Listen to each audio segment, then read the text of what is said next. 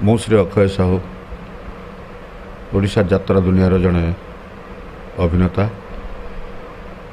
ଏବେ ଓଡ଼ିଶାର ପ୍ରତିଦ୍ୱନ୍ଦ୍ୱୀ ଯାତ୍ରା ଅନୁଷ୍ଠାନ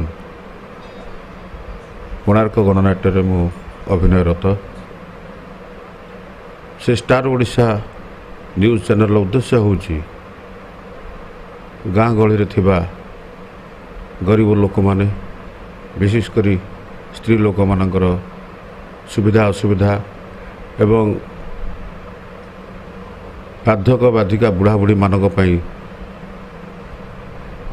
ସେମାନେ ଠିକ୍ ଭାବରେ ପାଉନଥିବା ବାର୍ଦ୍ଧକ୍ୟ ଭତ୍ତାକୁ ଏବଂ ଗରିବ ଶ୍ରେଣୀ ଲୋକମାନଙ୍କର ସୁବିଧା ଅସୁବିଧାକୁ, ବିଶେଷ କରି ଯାତ୍ରା କଳାକାରମାନଙ୍କର ଅନେକ ତ ଅସୁବିଧା ଅଛି।